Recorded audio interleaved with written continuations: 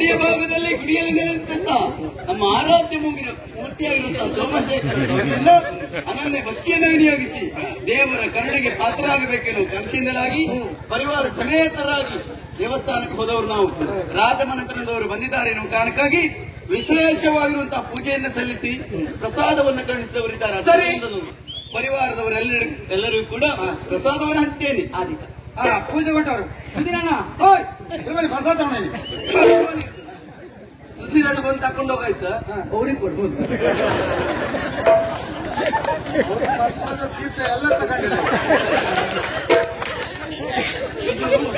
ಆ ಪೂಜೆ ಬೇರೆ, ಇದು ಅಪ್ಪ ಕೊಟ್ಟಿ. ಅಪ್ಪ ಕೊಟ್ಟಿ ದೊಡ್ಡ ಕೋಡಂಗಿರಿ ಕೈಗೈತಲ್ಲ ನಿಂತು ಬಾ. ಮೊದಲ ಪ್ರಸಾದ ಅಪ್ಪನಿಗೆ ಕೊಡಿ. ಮೂಲ ಪ್ರಸಾದ ಹೇಳ್ಕೊಡ್ತೀನಿ ನೋಡ.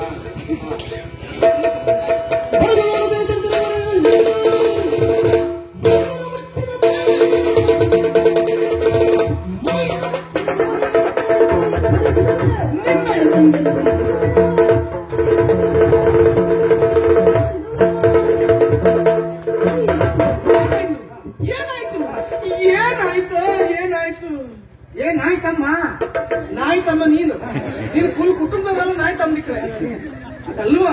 ಇನ್ನೇನು ಅಪ್ಪನಿಗೆ ಪ್ರಸಾದ ಕೊಡಬೇಕು ಎನ್ನುವ ಹಾಗೆ ಮುಂದಾದೆ. ಅಷ್ಟೊತ್ತಿಗೆ ನನ್ನ ಕೈಯನ್ನು ಯಾರೋ ತಡೆದ್ರು.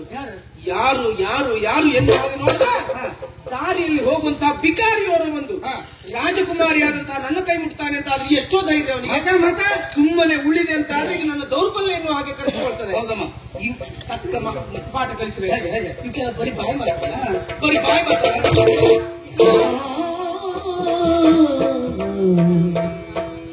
ರಾಜಕುಮಾರಿಯ ಮೈ ಮುಟ್ಟಿದ್ದಕ್ಕೆ ಅನುಭವಿಸು.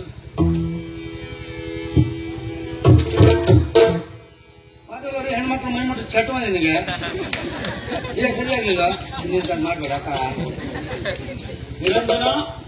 ನಿರಂತರ ಶುಭ್ರವಾಗಿರುವಂತಹ ವ್ಯಕ್ತಿತ್ವ ನಿನ್ನದ್ದು ಎನ್ನುವ ಹಾಗೆ ಭಾವಿಸುವ ನಾನು. ಯಾವುದೇ ಉದ್ದೇಶವಿಲ್ಲದೆ ಎಂತ ಕೆಲಸಕ್ಕೆ ನಾನು ಮಾಡುವವ ನೀನಲ್ಲ ಎನ್ನುವ ಮನಸ್ಸು ಹೇಳ್ತಾ ಉಂಟು. ಯಾಕೆ ಹೀಗೆ ಮಾಡಿದಿ ಪ್ರಭು? ಏನು ಯಾರಿಗೆ ನನ್ನ ಮೇಲೆ ನಂಬಿಕೆ ಇದೆ ನನಗಂತೂ ಗೊತ್ತಿಲ್ಲ. ನನ್ನ ಮೇಲೆ ನಿಮಗೆ ನಂಬಿಕೆ ಇದೆಯಲ್ಲ, ಅಷ್ಟು ಸಾಕು ಪ್ರಭು.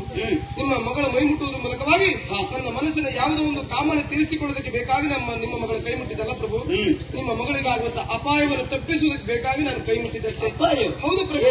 ಹೂವಿನ ಪ್ರಸಾದವನ್ನು ನಿಮಗೆ ಕೊಡುವುದಕ್ಕೆ ಬೇಕಾಗಿ ಹೂವಿನ ಬುಟ್ಟಿ ಕೈ ಇಕ್ತಾ ಇದ್ಲು. ಅಲ್ಲಿರುವುದು ಹೂವಿನ ಪ್ರಸಾದ ಮಾತ್ರವಲ್ಲ ಪ್ರಭು, ಮತ್ತೆ ವಿಷ ಕಾರುವಂತ ಸರ್ಪದ ಮರಿಯನ್ನು ಯಾರೋ ಪಾಪಿಗಳು ಎನಿಸಿದ್ದಾರೆ. ಎಲ್ಲಿಯಾದ್ರೂ ಹಾವಿನ ಮರಿ ನಿಮ್ಮ ಮಗಳಿಗೆ ಕಚ್ಚಿತು ಅಂತ ಆದ್ರೆ ನಿಮ್ಮ ಮಗಳ ಸಾಯ್ತಾಳೆ ಎಂಬ ಕಾರಣಕ್ಕಾಗಿ ನಾನು ಕೈ ಮುಟ್ಟಿ ತಡೆದೆ. ಅವ ಹೇಳಿದ ಹಾಗೆ ಅವನಿಗಿದ್ದು ದುರ್ಬುದ್ಧಿ ನನಗಿಲ್ಲ ಪ್ರಭು. ನೀನಾಡುವಂತಹ ಮಾತುಗಳಲ್ಲಿ ವಿಶ್ವಾಸ ಇಲ್ಲ ಎನ್ನುವ ಹಾಗಲ್ಲ. ವಿಶ್ವಾಸ ಬರಬೇಕು ಅಂತಾದ್ರೆ ದೇವಪ್ಪ ಹಾವುಂಟ ಪ್ರಸಾದ ಬುಟ್ಟಿಯಲ್ಲಿ ದೇವಸ್ಥಾನದ ಪ್ರಸಾದ ಬುಟ್ಟಿಯನ್ನು ನಾನೇ ಹಿಡ್ಕೊಂಡು ಬಂದವ. ಬಾಳೆಹಣ್ಣುಂಟು ಎನ್ನುವ ಕಾರಣಕ್ಕಾಗಿ ಬುಟ್ಟಿ ಒಳಗೆ ಕೈ ಹಾಕಿದ್ದೆ. ಮೆತ್ತಗಾಗಿತ್ತು. ಹೌದಾ? ಬಾಳೆಹಣ್ಣು ಕೊಳತೋಯ್ತು ಕೈ ಹಿಂದೆ ಮತ್ತು ಕೈ ಮುಂದೆ ಹಾಕಿದ್ರೆ ಆ ಹಾವು ನನ್ ಕಚ್ಚಿತ್ತು. ಧರ್ಮಕ್ಕಂದ್ರೆ ಮದುಮಗ ಜಾವಪ್ಪ ಸತ್ತು ಹೋಗ್ತಿದ್ದ. ಆ ಹಾವು ನನ್ ಕಚ್ಚಿತ್ತು, ಮದುಮಗ ಜಾವಪ್ಪ ಸತ್ತು ಹೋಗ್ತಿದ್ದ. ಸ್ವಲ್ಪ ಸುಮ್ಮನಿರ್ತೀಯ? ನಿನಗೆ ಹಾವೆಲ್ಲ ಹಾವು ಕಚ್ಚುವುದಿಲ್ಲ.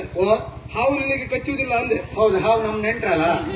ಹಾಗಲ್ಲ ಮಾರಾಯ, ನಿನಗೆ ಕಚ್ಚುವುದು ಹೌದು ಅಂತಾಗಿದ್ರೆ ದೇವಸ್ಥಾನದಲ್ಲಿ ತನಕ ತರುವಾಗ ಏನಾದ್ರೂ ಮಾಡಿತ್ತಾ? ಏನೂ ಮಾಡ್ಲಿಲ್ಲ. ಯಾಕೆ ಮಾಡ್ಲಿಲ್ಲ? ಯಾಕೆ? ಹಾವಿಗೆ ಹಲ್ಲಿನಲ್ಲಿ ಮಾತ್ರ ವಿಷ.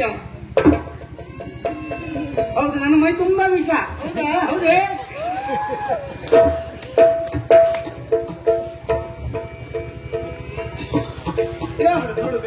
ಸ್ವಲ್ಪ ಹಂದಿ ನೋಡು. ಬಂದೆ ಮಹಾರಾಜ ಹಸಿ ಸುಳ್ಳು ಹೇಳ್ತಾವ. ಆವಾಗ ಹಾವಂದ, ಇವಾಗ ಹಂದಿ ಕಾಣಂತ. ಪ್ರಸಾದ ಬುಟ್ಟಿಯನ್ನು ಆಚರಿಸಿ ನೋಡು. ಇಲ್ಲ, ಅವ್ರಿಗೆ ದೊಡ್ಡ ಶಬ್ದ ಅರ್ಥ ಆಗುದಿಲ್ಲ ಪ್ರಭು. ನಾನು ಹೇಳ್ತೇನೆ ಕೇಳು. ಪ್ರಸಾದದ ಬುಟ್ಟಿಯನ್ನ ಸ್ವಲ್ಪ ಅಲುಗಾಡಿಸಿ ನೋಡು. ಈಗ ಗೊತ್ತಾಯ್ತು. ಹೇಗೆ? ಅಲ್ಲಾಡ್ಸ್ ಮೇಲೆ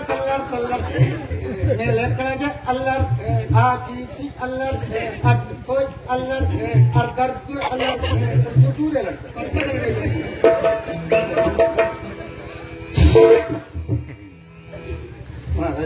ಏನು ನಾನು ಭಯ ಆಗ್ತದೆ ಮತ್ತೆ. ನೀವೇ ನೋಡಿ, ನೀವೇನು ಆತ್ಮಹತ್ಯೆ ಮಾಡ್ಕೊಳ್ತೀಯ?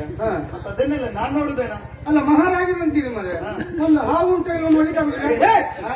ಎಂತ ಮಾತಾಡುದೇನು? ಅವರ ನಾಡಿನ ದೊರೆಗಳು, ಅವರ ಯೋಗ್ಯತೆ ಅಂತದ್ದು, ಅವರ ಸಾಧನೆ ಅಂತದ್ದು. ಹಾವು ಹಿಡಿಲಿಕ್ಕಿದ್ದವರ ಅಲ್ಲ ನಿನ್ನಂತ ನೂರಾರು ಮಂದಿಗಳನ್ನ ಹಾವು ಹಿಡಿಯುವುದಕ್ಕೆ ಕಾಫೆ ಹಿಡಿಲಿಕ್ಕೆ ಕಪ್ಪೆ ತಿಂತ್ರ ಅವ್ರ ಕಪ್ಪೆ ತಿನ್ಲಿಕ್ಕೆ ನಾನೇನು ಆದೇಶದವನ?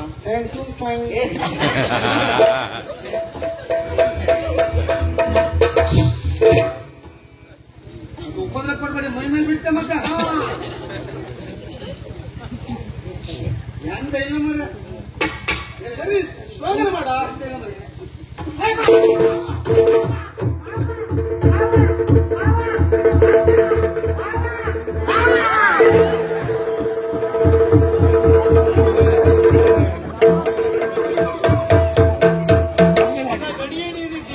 ಸಿಟ್ಟಿನ ಬರದಲ್ಲಿ ನನ್ನ ಮಗಳು ನಿನ್ನ ಬಿಕಾರಿ ಎನ್ನುವ ಹಾಗೆ ಹೇಳಿದ್ದಾಳೆ. ನೀನು ಉಪಕಾರಿ